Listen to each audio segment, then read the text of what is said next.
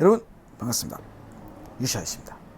이번 영상은 저번 영상에 이어서 125 이하 수동 바이크, 어떤 수동 바이크가 유시가 추천하는지 영상을 한번 만들어 보았습니다. 어디까지나 이건 유시의 개인적인 생각이라는 점 잊지 말아 주시고요. 또 좋은 의견이 있으시면 댓글로 남겨주시면 초보 라이더 분들께 좋은 도움이 될 겁니다. 자, 그럼 125 수동 바이크 영상 갑니다.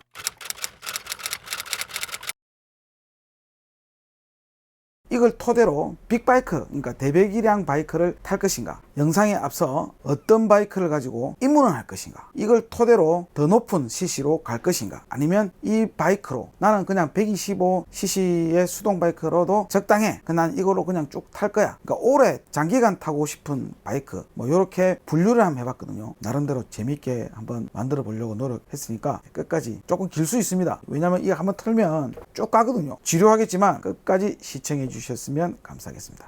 자, 첫 번째 슈퍼큐브. 요게 좀 장르가 애매합니다. 근데 제가 이제 수동으로 넣은 이유 중에 하나가 미션이 달려 있기 때문이죠. 4단 미션에 원심 클러치로 되어 있어서 클러치가 없습니다. 왼손에 클러치가 없기 때문에 거의 스쿠터만큼 타기 편리해요. 이런 바이크들은 어떤 분들이 타야 되냐, 진짜 생초보, 그리고 난 바이크라는 것의 맛을 잘 모른다, 바이크가 어떤 건지 궁금해서 한 번쯤 타볼까, 한번 오토바이 한번 타볼까 라고 생각되시는 분들은 슈퍼커브 사세요. 가격적으로 별로 부담이 없고요. 237만원에 가격이 형성되어 있고, 예전에 비슷한 대림에서 나온 CT125랑 약간 흡사하게 생겨서 사람들이 이 바이크를 가지고 배달용 오토바이라고 많이들 이렇게 말을 하죠. 오토바이에 별 관심 없으신 분들은 CT를 보거나 커브를 보나 그놈이라고 다 이야기를 합니다. 중요한 건 남의 시선을 신경 쓰면 안 됩니다. 그냥 세계적으로 1억 대가 팔려있는 명차 슈퍼커브를 타고 있어 라고 스스로에게 세뇌시키면서 타시면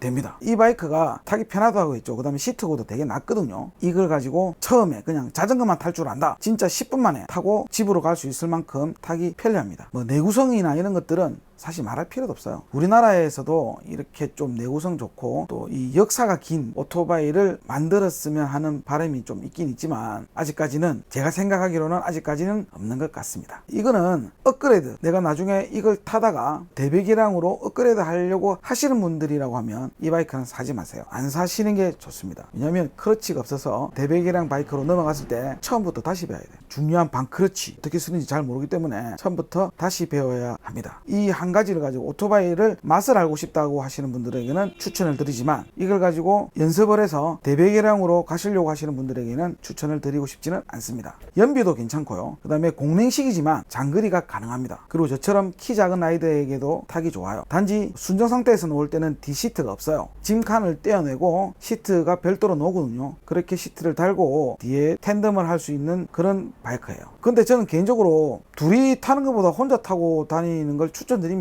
둘이 타면 뭔가 모르게 많이 불편해요. 뒤에 타는 사람은 그냥 짐이다 생각하고 타면 편한데, 짐이 움직여 막 이리 왔다 갔다 하면 뒤에가 자꾸 움직이니까 좀 약간 불편하죠. 보통 두 명이 자주 탄다고 하면 수동 바이크들은 별로 추천드리고 싶지 않아요. 만약에 두 명이 탄다고 하면 스쿠터로 가시는 게 좋아요.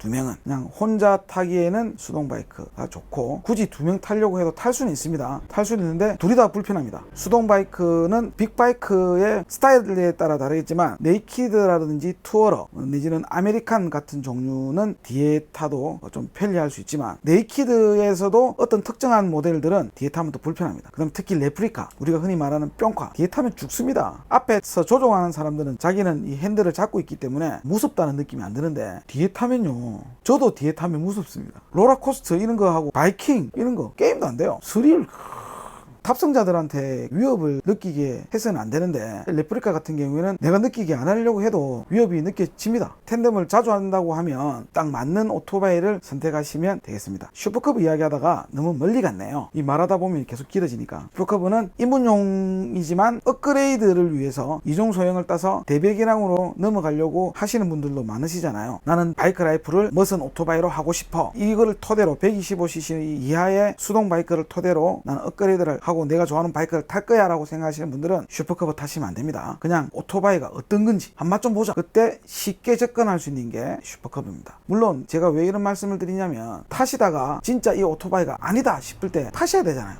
그때 감가상가가 조금 적은 바이크예요. 그만큼 잘 팔리고 가격도 그렇게 많이 떨어지지 않은 바이크이기 때문에 슈퍼커브는 이런 용도의 사람들에게 추천드리고 싶은 오토바이입니다. 두 번째는 S사에서 나온 GXS, 바로 또 GSS입니다.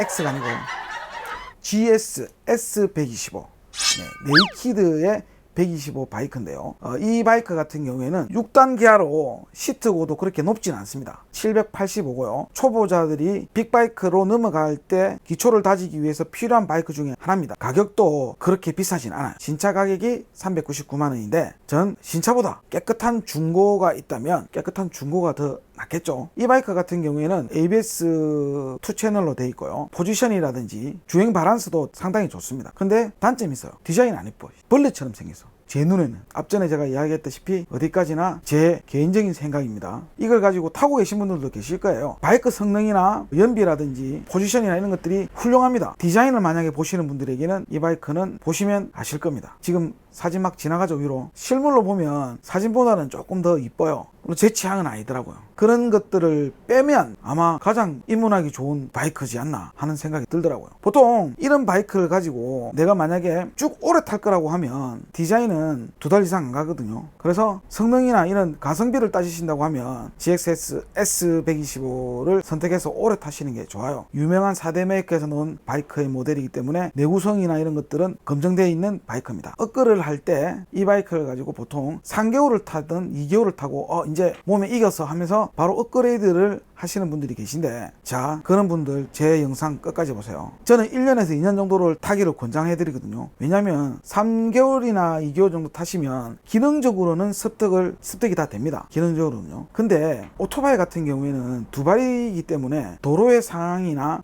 이게 어떻게 바뀔 줄 몰라요. 내가 매일매일 다니는 길에도 어느 날 갑자기 가보면 모래가 깔려 있다든지 도로가 움푹 파여 있다든지 그런 상황을 잘 모르기 때문에 석 달 정도 타고는 오토바이라는 것에 깊이를 사실 잘 모르십니다. 1년에서 2년 동안 시내에만 타지 마시고 외곽을 막 다니세요. 순행 바이크이기 때문에 장거리도 가능합니다. 대한민국 곳곳을 전부 다 후비고 돌아다니세요. 그러다 보면 자기가 추구하는 오토바이의 성향 자체도 바뀔 수도 있어요. 내가 아메리칸을 좋아했는데, 아니면 내가 네이키드를 좋아하고 내가 레프리카를 좋아했는데 타보시면 3개월 타면 바로 넘어가겠죠. 그럼 바로 그런 오토바이를 사겠죠. 제가 왜 이런 말씀을 드리냐면 저처럼 여러 가지 오토바이를 많이 바꾸면 진짜 손해가 많습니다. 자기가 좋아하는 모델이 타시다 보면 또 바뀌거든요. 정말 오래 타보시고 불편한 점이나 원하는 포지션이나 이런 것들이 오래 타셔야지 그게 경험에서 노는 거거든요. 적어도 1, 2년 정도는 타시고 업그레이드를 하시는 걸 제가 추천드립니다. 절대 조금 타고 이제 됐어 바로 바꾸지 마세요. 바이크의 길은 롱런 해야 돼요. 롱런 길게 타야죠. 나중에 또 두 좋은 거 바퀴 없는 거 이런 거 놓을 수도 있잖아. 공중에 막 또 너무 많이 갔네. 이야기를 하다 보니까 자꾸 이 다른 데로 새는데, 그럴 때마다 제가 정신 똑바로 차리고 다시 이야기해 보도록 하겠습니다. 세 번째는 GSSR GSX R125 전통 레프리카, 우리가 자동차로 말하면 스포츠카라고 생각하시면 됩니다. 나는 향후에 편안함보다 간지야, 나는 이쁜 게 좋아. 막 빠르게 생긴 이 스포츠카처럼 생긴 레프리카를 좋아하신다고 하면 무조건 거쳐야 될 오토바이 중에 하나인 GSS R125입니다. 이 오토바이가 나오기 전에는 CBR 125를 많이 이렇게 했는데, CBR 125는 물론 좋은 차입니다. 입문하기도 좋은 차예요. 하지만 단종됐어요. 오늘 이번에 영상에서 말씀드리는 차들은 단종 안 된 차량에 대해서만 말씀드립니다. 그래야 안 헷갈리죠. GSS R125는요, CC는 낮지만 완전 공격적인 포지션을 가지고 있는 아주 불편하다고 해야 되나? 아주 과격한 그런 레프리카입니다. 이 녀석을 만약에 내가 CBR 1000R이라든지 R1이라든지 GXXR 1000R이라든지 아니면 BMW S1000R이라든지 이런 레프리카 계열들을 만약에 타고 싶었다고 하시면 GSS S가 아닌 R125를 먼저 입문해서 내공을 다지세요. 이것도 마찬가지로 1년에서 2년 정도 타시면 생각이 바뀔 수도 있습니다. 이걸 가지고 도로에 탄다. 도로에 타도 뭐 안 되는 건 없죠. 근데 정말 이런 바이크들은 스키 경기장에서 타야 돼요. 경기장에서 타면 이 오토바이의 진가를 알 수가 있습니다. 근데 도로에서 타면 불편합니다. 근데 그 불편함도 미리 125cc 입문 초기에 한번 느껴보세요. 그렇게 하다가 보면 저처럼 시행착오를 안 겪을 수 있으니까 타다 보면 아 이게 이래서 불편해서 난 다른 거 탈래. 나는 그래도 뽀대야. 난 그래도 뿅카 이거야. 라고 생각하시면 끝까지 체력을 키워서 포지션에 맞게끔 해서 타보시는 것도 좋습니다. 위에 제가 앞전에 소개시켜준 GXS S125랑 똑같은 차대에 똑같은 엔진이기 때문에 시트고나 이런 것들은 다 똑같아요. 카울이나 이 핸들 포지션 자체가 다르기 때문에 다른 것들은 동일해서 시트고나 이런 것들은 말씀드리진 않겠습니다. 시트고는 근데 그렇게 안 높아요. 제처럼 160대의 라이더 분들도 탈 수 있는 높이인데 제 기억으로는 폭이 좀 넓었어요. 시트의 폭이 짧은 사람들은 이 폭도 신경 써야 되거든요. 여기 약간 좀 넓었다는 점. 하지만 가볍기 때문에 다루기는 쉬웠습니다. 차량 가격은 439만원이에요. S보다 R이 40만원 더 비싸죠. 그래도 한번 스포츠카의 모델을 한번 느껴보고 싶으신 분들은 한번 타보세요. 그리고 디자인, S에 비해서 디자인 되게 이쁩니다. 컬러도 좋고요. 이 녀석도 레프리카를 향후 대배기량 리터급이나 미들급 레프리카를 꿈꾸고 계신 분들에게는 이거 한번 입문해 보시고 불편함이나 이런 것들을 한번 직접 몸으로 느껴보시고 다음에 어떤 오토바이를 선택해야 할 것인지도 이 오토바이를 가지고 타보시고 결정해 주시면 되겠습니다. 네 번째는 H사에서 놓은 CB125R입니다. 이 녀석은 125인데 전자장비나 이런 서스라든지 이런 것들이 조금 고급 파츠가 많이 꼽혀있는 그런 네이키드 장르의 바이크입니다. IMU ABS 2채널 브레이크 시스템이 들어가 있고요. 도립식 쇼바가 들어가 있어서 가격이 좀 약간 비쌉니다. 498만원이거든요. 이걸 바탕으로 해서 업그레이드 하시는 분들에게는 신차보다는 중고가 낫고요. 굳이 이걸 가지고 오랫동안 그냥 나는 125로 만족하면서 탈 거야 라고 생각하시는 분들에게는 최고의 수동 바이크지 않나. 디자인도 이쁘고요. 시트고가 좀 높네. 저 같은 사람이 한 발로 탈 수는 있어요. 그렇게 무게가 그렇게 무겁지 않기 때문에 탈 수는 있는데 조금 불편한 것도 있습니다. 키 큰 분들이야 높낮이에 대해서는 불편함을 못 느낄 수 있는데 1cm가 아쉬울 정도로 키 작으신 분들에게는 불편할 수는 있습니다. 저 역시도 이 바이크를 좋아하긴 좋아하지만은 굳이 구입을 하고 타지 않은 이유 중에 하나가 올라타고 내리고가 되게 불편해서 저는 이 녀석을 선택하지는 않았습니다. 이 바이크의 제일 장점은요, 구름 위로 가는 느낌. 주행 성능이 되게 좋았습니다. 아마 제가 지금까지 말한 125 수동 바이크 중에서 최고로